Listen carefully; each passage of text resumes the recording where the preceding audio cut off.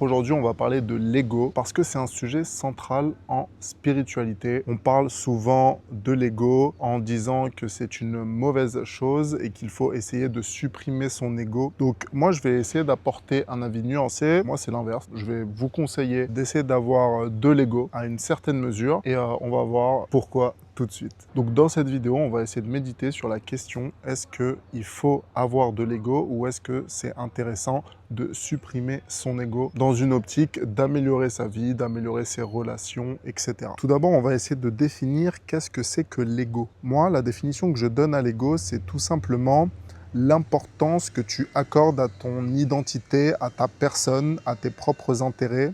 Avoir de l'ego, c'est s'accorder de l'importance et s'affirmer comme un individu unique. L'ego, c'est dire « je suis différent du monde et je suis important ». L'ego est ce que l'on perçoit de nous-mêmes. C'est la base de notre personnalité, c'est ce que vous pensez être. Avoir de l'ego, c'est accorder une certaine importance à sa personne et s'affirmer devant autrui en tant qu'individu singulier. Néanmoins, une personne qui a trop d'ego pourra être qualifiée de personne présomptueuse ou d'égocentrique. L'ego, c'est la conscience et la représentation que j'ai de moi-même en tant que personne. C'est le moi, c'est la construction du moi qui me permet de me considérer comme un individu séparé du monde. Il est le fondement de ma personnalité et me permet d'évoluer vers l'autonomie, car séparé des autres. Donc ça, c'est la définition que j'ai notée de l'ego, comme ça on part tous sur une bonne base. Déjà, j'ai envie qu'on se pose la question, pourquoi dans la sphère de la spiritualité, on dit souvent qu'il faut supprimer son ego? Parce que, généralement, c'est ce qui va nous faire souffrir. Donnons des exemples concrets. Par exemple, quand vous allez être en conflit avec quelqu'un, souvent c'est l'ego qui va prendre le dessus. Ça veut dire que vous allez vouloir absolument gagner pour satisfaire votre ego.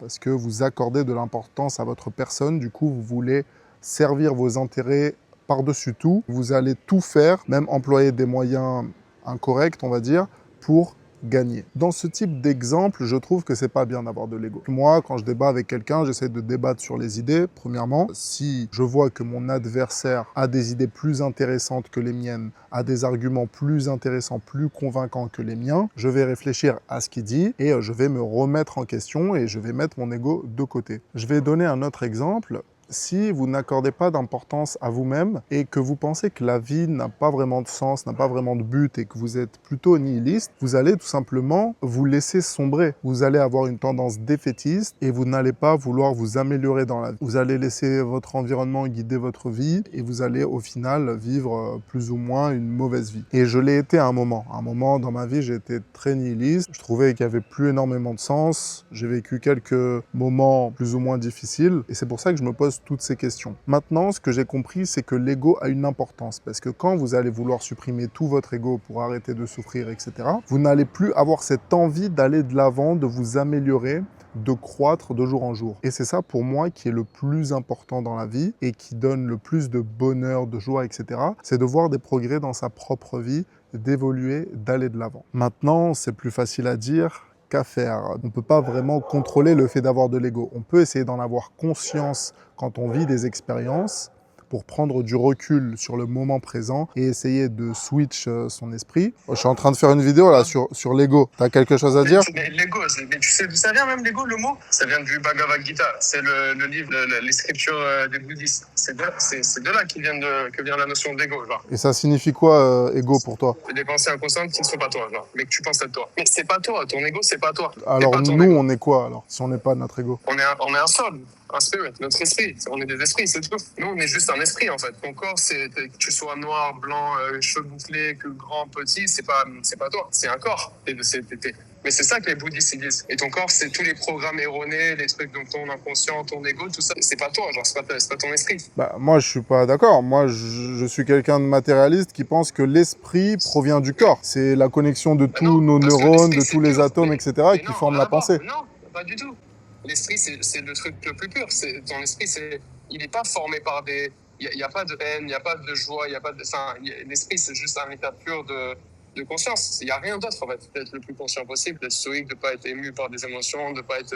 C'est ça? Bah justement, moi, j'étais en train de dire que dans certains contextes, ça peut être intéressant pour éviter de trop souffrir d'une souffrance vaine, mais que la plupart du temps dans ta vie, tu as besoin d'avoir de l'ego pour justement t'améliorer, croître, aller de l'avant, te développer, etc. Parce que si tu te mais eux, considères leur pas but. et que tu fais pas Mhm, attention à tous tes mhm, besoins, tes envies, mhm, tes mhm, émotions, mhm, bah, tu vas mhm, juste rien mhm. faire de ta vie, être nihiliste et sombrer. C'est vrai, oui. Donc toi, tu dis qu'il faut de l'ego pour atteindre ces objectifs-là. Mais en soi, Sadhguru, il se considère peut-être très beau gosse, il s'habille bien. Peut-être c'est ça dans son esprit. Il dit. Ça, c'est subjectif. Alors, n'importe quel Oui, c'est clochard peut subjectif. dire qu'il Oui, est oui, successful. oui, Ça, c'est oui, oui, oui. l'inversement du Non, statut, en gros. après, Il y a des gens qui inversent non, le. successful. C'est un peu Tu comme dois. tous les moines. Moi, je trouve que c'est pas une bonne vision, une vision de moine, parce que eux, ils inversent juste le jeu du statut. Mais le jeu du statut, tu peux pas Oui, oui, l'inverser. oui. Ils se disent eux supérieurs parce qu'ils ont plus d'envie, plus de besoin, et juste ils Oui, boivent de oui, l'eau, ils oui, mangent du pain oui. et ils parlent C'est pas. ça, Et exactement. moi, je Oui, trouve que c'est c'est pas ça. très intéressant comme vie. Moi non plus, oui, je suis d'accord.